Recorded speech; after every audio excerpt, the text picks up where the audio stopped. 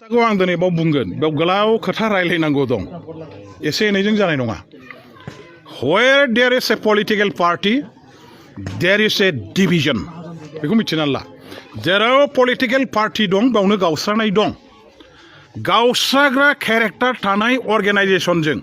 छात्र संगठना जेब्ला थाफागोन बै गावस्राग्रा पलिटिकेल पार्टीनि गावस्रानायजों लोगो लोगो बे फरायसा आफादावबो गावस्रानाया एफेक्ट होनो हागौ फरायसा आफादावबो गावस्रानाया फैनो हागौ where there is a political party there is a division and if you want to work with the political party definitely this division will come in the All Bodo Students Union also গতিকে তেখেতসকলে এই মানে কি কয় বে ফরাইসা আফাদা एबसुआनो जा सोरबा आसुआनो जा जेखि जाया फरायसा आफादानो जा माने जेखि जाथिनि जा माने बिथांमोनहा डाइरेक्टलि खुनु पलिटिकेल पार्टिजों थाफानानै खामानि मावनाङा मानो होनोबा पलिटिकेल पार्टी मानि गावस्राग्रा आरो बेजों थाफायोबा नोंबो गावस्राफानो हागौ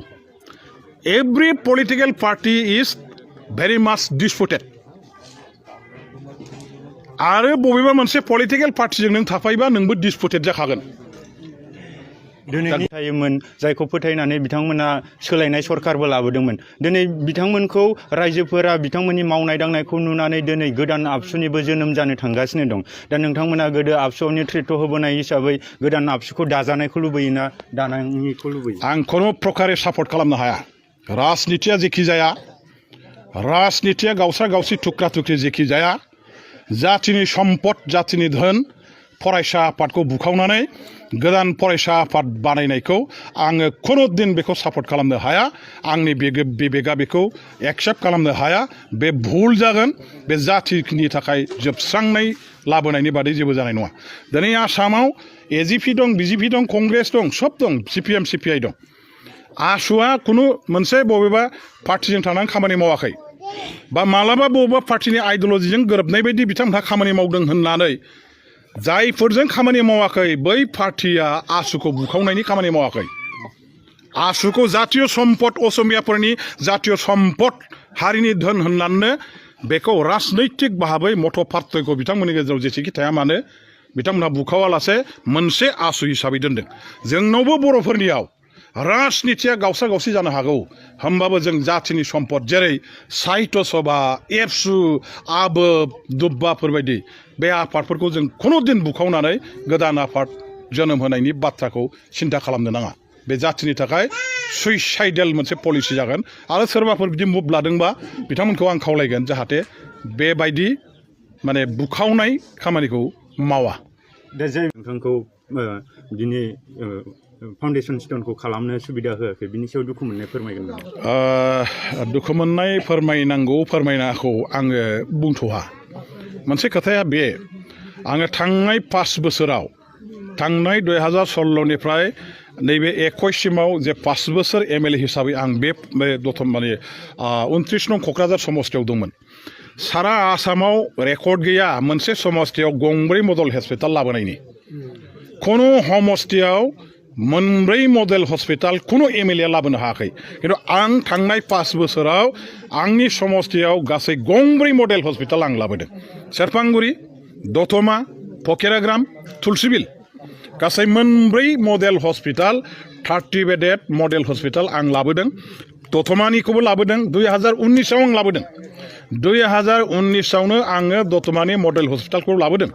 खिन्थु कभिडनि थाखाय लकडाउन जानायनि थाखाय बिटिसि इलेक्सन फैनायनि थाखाय समय मथे टेन्डार जायाखै टेन्डार जानायाव देरि जादों आरो नैबे दा जिहेतु लकडाउन गैलामोन इलेक्सनबो जोब्बायमोन नैबे समाव दा टेन्डारखौ 21आव होफैनानै मा जाहैबाय टेन्डार मोनबाय लुनायनि आरम्भ खालामबाय फाउन्डेसन खालामनांगौ खिन्थु मा जाबाय बिटिसि गभर्नमेन्टआ मालाय लाबोनाय खामानिखौनो लाजिया फांजिया बिथांमोनहा खुनु लाजिया फांजिया मान सन्मान जेबो गैया एखेबारे दतमा हस्पिटालखौ गावसोर खोथा गैया बाथ्रा गैया गायसनला फैदों आं गायसननांगौमोन आंनि समस्ति आं लाबोनाय खामानि आरो मोनसे खोथा नैबे NHM होननाय डिपार्टमेन्ट नेशनेल हेल्थ मिशना जाबाय गभर्नमेन्ट अफ इन्डियानि फ्लेगशिप मोनसे स्किम प्रग्राम खुनु फ्लेगशिप प्रग्रामा बिटिसिनि आखायाव गैया जेरैहाय NHM जल जीवन मिशन आरो कि कय सर्व शिक्षा आसनि बेफोर खुनु बिटिसिनि आखायाव गैया बिटिसिया बिनि सायाव कन्ट्रल गैया डिपार्टमेन्टबो गैया बिटिसियाव बियो गतिके बिस्रा बेखौ दांनायनि खुनु अधिकारानो गैयामोन होमबाबो बिसोरो जर जुलुम भाबै बिथांमोना गायसनदों बिथांमोननि गायसननायखौ रायजो राजाफ्रा दुखु मोनदों जाय मानसिया लाबोदों बे मानसिखौ माने गायसननानै रायजोफोरनो गथायनोबो होआखै बेखौ रायजोफ्रा दुखु मोनदों आंथ' आरो बुंनांगौ मा दं दा जिखि जाया खोथाया बे जे दा आङो थांनाय 5 बोसोराव बिटिसि गभर्नमेन्ट दानि सोलिबाय थानाय गभर्नमेन्टआ जोनोम जानायनि सिगाङावनो सेरफांगुरि दतमा पकेराग्राम गंब्रै मडेल हस्पिटाल आं लाबोदों 30टा बिसना जुक्त सारा आसामनि 126टा समस्तियाव खुनु एमएलएआ गंब्रै मडेल हस्पिटाल सेंसन खालामनानै लांनायनि रेकर्ड गैया नोंथांमोनहा बोदलानानै नाय खिन्थु आं लाबोदों दिनैनि बे बेखौ रखना बेखना होनायाव बिपिएफ दल हिसाबै नोंथांमोना मा हाबाफारि मावलांदों जों नायगासिनो दं जों डिस्टार्ब खालामनायनि खोथा गैया जोंखौ खामानि मावजेननायावनो बिपिएफ हान्जाया इउपिपिएल बिजेपिनि गभर्नमेन्टखौ दिगदारि खालामदों उसुबिदा खालामदों प्रब्लेमाव खोख्लैदों होनना बिथांमोनहा बदनाम होगोन ना जागायजेननायावनो जों जुदि है हल्ला खालामोबा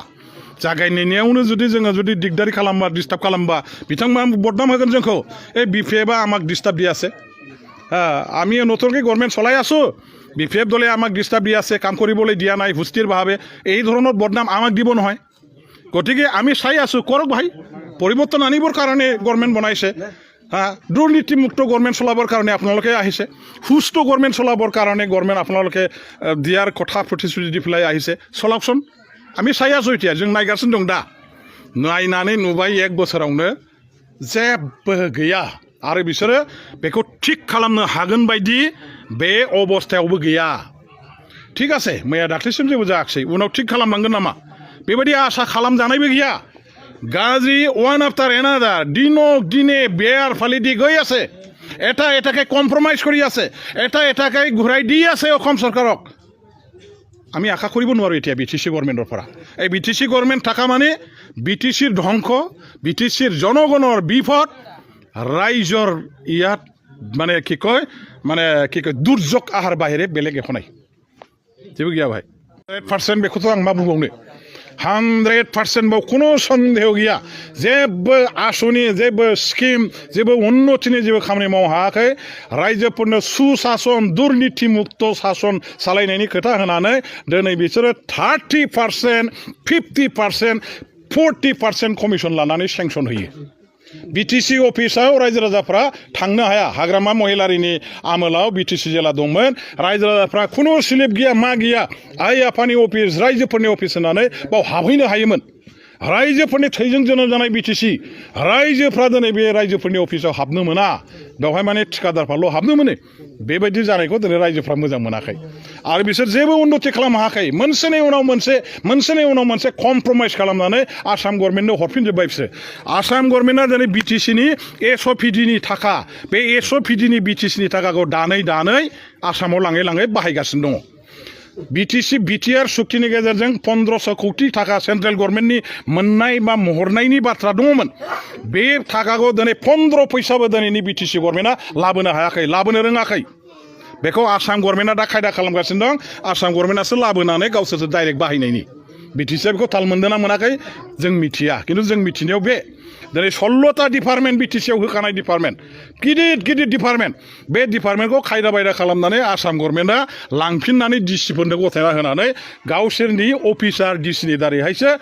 16टा डिपार्टमेन्टखौ सालायहोनायनि खामानि मावबाय दा बिटिसिनि मोनखानाय क्षमताया आसाम गभर्नमेन्टआव थांफिनजोब्बाय 6 सिडुलनि इन्डिपेन्डेन्ट शासननि जे क्षमता आसाम गभर्नमेन्टआ जेबो खालामनो हाया बाहाय आसाम गभर्नमेन्टहा खुनु क्षमता गैया बाव खुनु अथरिटि गैया बाव 6 सिडुलनि जाय अथरिटि बे अथरिटिया गावनि सुबिदा बुजि गोसो बायदियै गावनि ओनसोलखौ खुंनायनि बेंनायनि मावनायनि थाखाय क्षमता बिथांमोननो होनाय जादों दिनै बे क्षमताखौ बिथांमोनहा बाहायनो रोङाखसै बिथांमोनहा गासिबो दिसपुराव हगार हरफिनजोबनांबाय दिसपुरा लांनानैसो दा दिसपुरनिफ्राय डाइरेक्ट शासन खालामगासिनो दङ थारमाने मोनसे स्टेटनि गभर्नमेन्टखौ इलेक्टेड गभर्नमेन्टखौ बोखारनानै बेवहाय राष्ट्रपति सासन खालामोब्ला सेन्ट्रेला डाइरेक्ट जेरैहाय राष्ट्रपतिया गभर्नरनि थ्रुयैहाय जेरै खुङो डाइरेक्ट गभर्नर रुल हिसाबै जेरै मोनसे स्टेटखौ खुङो राष्ट्रपति सासन होनायनि उनाव एक्जाक्टलि बे जिनिसा दा बिटिसिआव जागासिनो दं बेयाव जेन'बा प्रेजेन्ट बिटिसि गभर्नमेन्टखौ नसात खालामनानै बिटिसि गभर्नमेन्ट गैया बायदि होननानै खालामनानै डाइरेक्ट दिसपुरनिफ्राय बिटिसिखौ सालायहरगासिनो दं डेट मिन्स बेयो something like a president rule